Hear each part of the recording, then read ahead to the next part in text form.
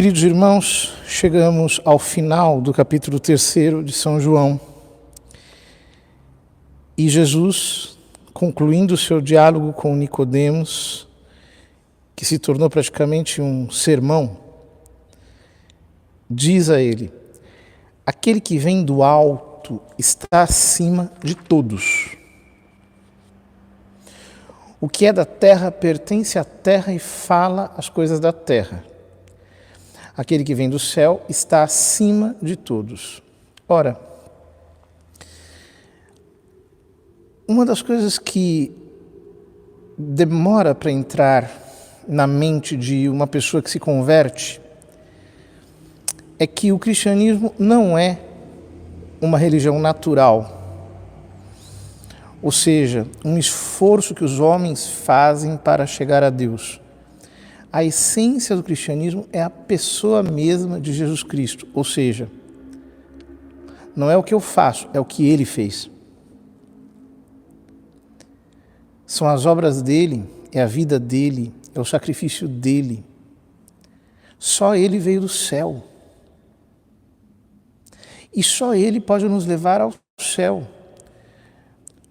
Quando nós lemos o livro do Gênesis, nós vemos que os homens tentaram construir uma torre em Babel que tocasse os céus. E Deus destruiu aquela torre para mostrar o quê? Que nós não chegaremos aos céus pelo nosso próprio esforço humano. Não é uma religião natural que nos levará para o céu. É o próprio Jesus Cristo.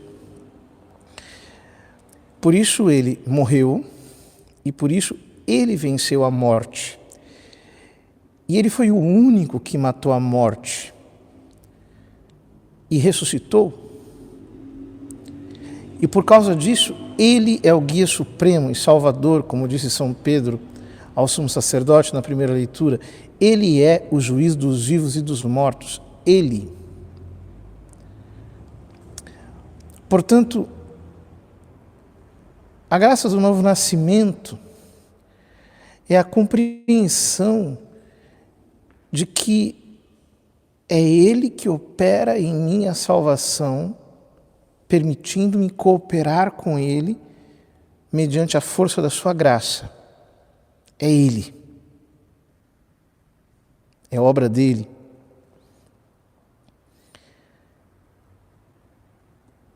E diz Jesus: este, o que desceu do céu, dá testemunho daquilo que viu e ouviu, mas ninguém aceita o seu testemunho. Quem aceita o seu testemunho atesta que Deus é verdadeiro. De fato, aquele que Deus enviou fala as palavras de Deus, porque Deus lhe dá o Espírito sem medida. Ou seja, quando nós acolhemos a verdade do Evangelho, a verdade de que Jesus Cristo é efetivamente o nosso Salvador. É Ele quem nos salva. Diz São Paulo, em palavras muito consoantes com essas palavras de São João: o próprio Espírito testifica ao nosso espírito que nós somos filhos de Deus. Esse não é um testemunho humano, é o próprio testemunho de Deus no nosso espírito. Ou seja, quando nós acolhemos a fé, é então que a testificação sobrenatural começa a confirmar em nosso coração a verdade do Evangelho e a graça passa a fluir livremente em nós. É por isso que nós precisamos abandonar as crenças erradas. Por exemplo, a crença de que tudo é obra de uma espécie de esforço natural nosso. Muitos cristãos, porque não entenderam a força vivificante e poderosa do Evangelho, bloqueiam continuamente a graça e não se abrem para a vida de Deus. São pagãos na prática, embora sejam cristãos de fato.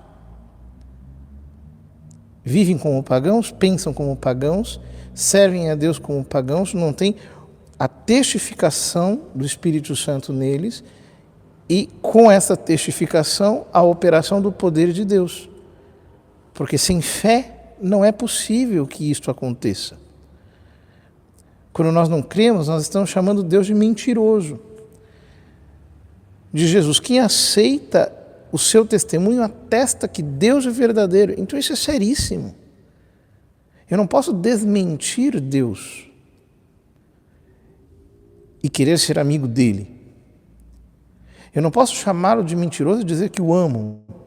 Eu preciso aceitar o fato básico do Evangelho.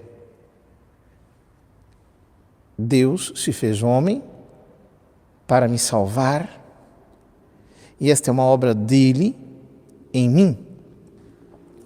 Ora, conclui Jesus, o Pai ama o Filho e entregou tudo em sua mão. Entenda isso. O Pai entregou tudo nas mãos de Jesus Cristo. Este homem Deus, o mundo, o universo inteiro está nas mãos dele. Tudo está nas mãos dele. Um dia ele vai se sentar no seu trono e ele vai julgar o universo inteiro. Ninguém passará ileso ao juízo dele. Ele, este homem Deus, estará no trono julgando a todos nós. E é impressionante porque São João conclui dizendo: aquele que crê no Filho possui a vida eterna. Aquele, porém, que rejeita o Filho, aquele que não crê, diz o texto, não verá a vida, pois a ira de Deus permanece sobre ele. Pouca gente cita este versículo, porque há uma imagem terapêutica de Deus que se passa para as pessoas, um cristianismo pop, uma espécie de pregação coaching, em que Deus tem que aparecer sempre como uma pessoa bacana. E não se prega a verdade de que o pecado é repugnante, é abominável, rechaça intrinsecamente a Deus.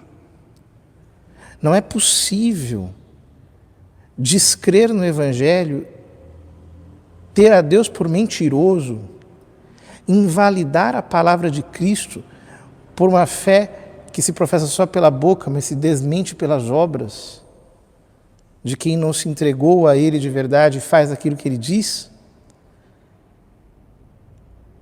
e não ter sobre si o rechaço, a repugnância, a ira. Ou seja, quem não crê, aquele que não aceita a verdade do Evangelho, simplesmente não nasceu de novo. Pode ter sido batizado, portanto, nasceu pela força do sacramento do batismo, mas esse novo nascimento ficou bloqueado nele e ele permanecerá como filho da ira, porque ele rejeitou, ele rechaçou, ele não aceita o Filho. Então, toda a ira de Deus sobre o pecado se derramará sobre a sua vida e o arrebentará por completo.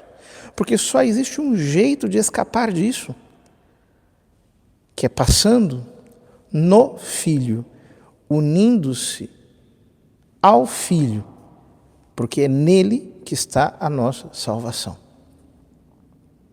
Assim como o Pai entregou tudo ao Filho, nós temos que entregar tudo ao Filho, a nossa vida inteira ao Filho. Nós temos que crer no Filho. Nós temos que viver para Ele, inteiramente para Ele. Isso é o novo nascimento. Uma pessoa que diz, eu nasci de novo, mas na prática vive uma vida oposta ao Evangelho, simplesmente está se enganando,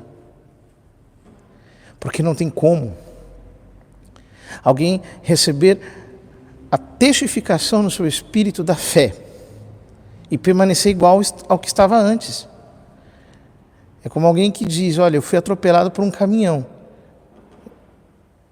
E a pessoa está andando normal, como se nada tivesse acontecido. Não tem como sofrer o impacto do Evangelho e continuar vivo do mesmo jeito. Você tem que morrer.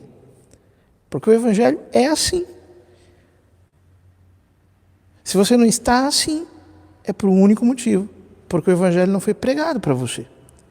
Porque você não recebeu verdadeiramente o Evangelho e a sua vida continua tão mesquinha, tão carnal, tão humana, tão banal, como sempre foi. Você precisa se converter, entender quem é Cristo e se render aos pés dele, se render ao senhorio dele. Diz, olha, isso aqui é muito sério. Este homem aqui é Deus e ele morreu por mim e ele venceu a morte, ele ressuscitou de verdade para julgar o mundo inteiro. E como é que eu estou diante disso? Eu estou neutro. Diante desse fato, eu estou assim como quem assiste o Jornal Nacional. Então eu não caí na real ainda, eu estou chamando Deus de mentiroso. A fé não está no meu coração de verdade. Há algo de errado comigo. Vamos, portanto, acolher a palavra da fé.